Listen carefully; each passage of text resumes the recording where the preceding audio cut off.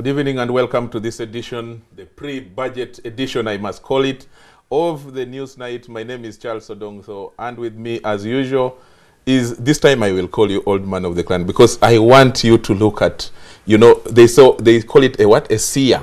I want you to see in the mind of Maria Chiwanuka. Andrew Mwenda, he is the CEO of the Independent News Magazine, a journalist, of course, and he calls himself Old Man of the Clan. Andrew, what do you want to see in tomorrow's budget that Maria is going to read? I want you to arrest this man for insulting an old man of the clan, saying he calls himself.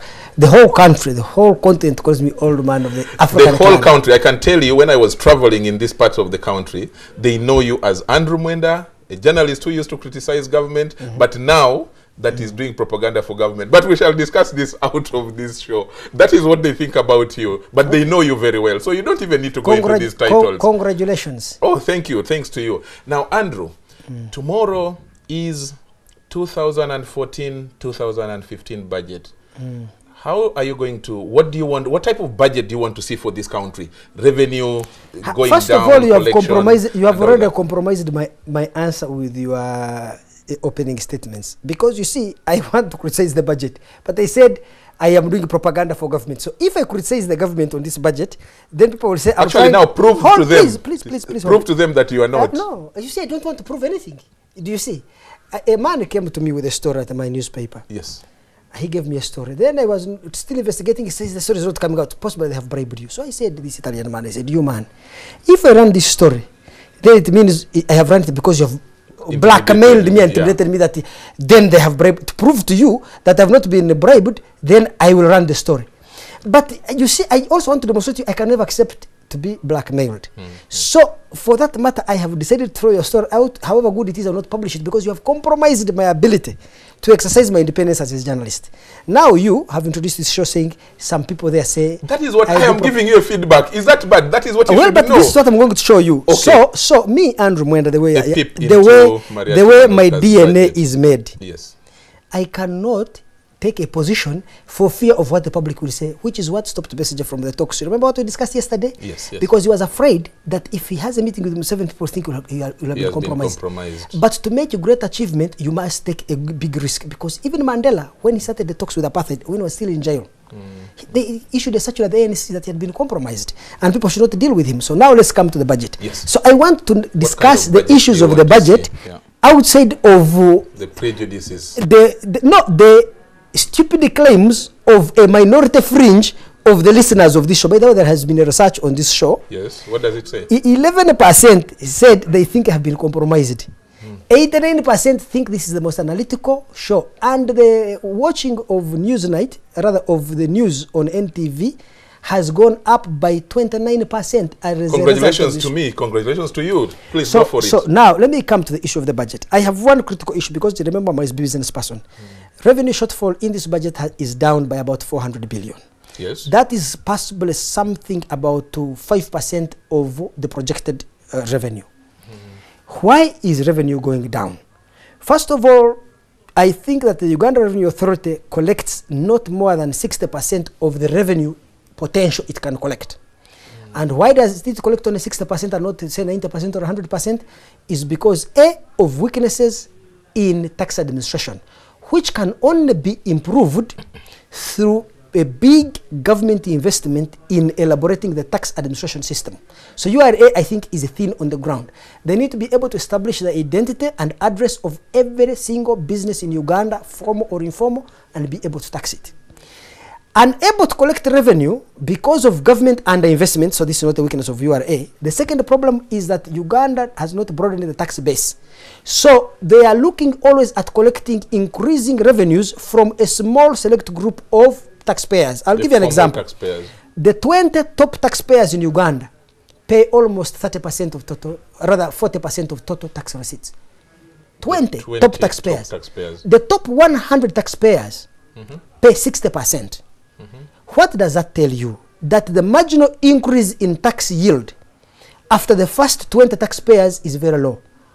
But after the first 100, the 1,000 top taxpayers of Uganda pay something like 75%. What does that tell you?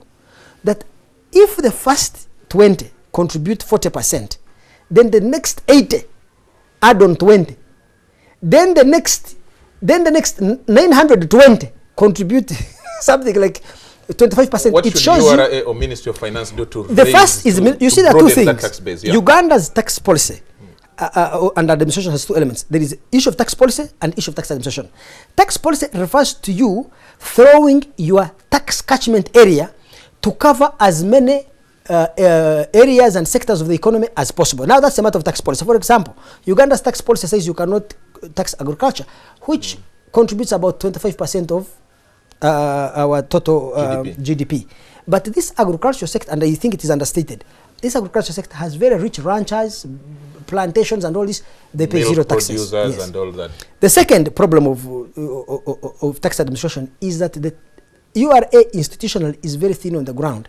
So right now in this budget, I know from my inside sources that Uganda Revenue Authority wants to increase taxes on tobacco, on airtime. Then they want to remove the tax holder they had given to schools. Schools begin paying corporation tax. These are private schools. Yes, private schools. Yeah. So they are looking at a small group of taxpayers and trying to squeeze the last penny out of them. My advice to the policymakers and to even URA, IMF, who are involved in this tax debate, is that please broaden the tax base. Which areas should be broadened and you know? I have already told you. One, you need to elaborate. Apart from agriculture, you need to elaborate tax administration to be able to reach the last person in a business. For example, how many people pay property taxes in this country? How many people pay income tax on rent or income tax on so many other incomes that they have? I have friends in Chikubo whose volume of trade per day, they sell more than 200 million. But they don't pay multiply that for a year. These people make profits in excess of 10 billion. Those profits must incur a 30% corporation tax, which is 30%. A guy has made 10 billion in Chikubo in a year in profits. Others make 50 billion. They don't pay corporation tax. You understand? Yeah. They don't even pay income tax. They can transfer that money and invest anywhere else. We have even discussed before here on this show, these guys with so many apartments in Kampala. This is what I'm saying, yes. Yeah.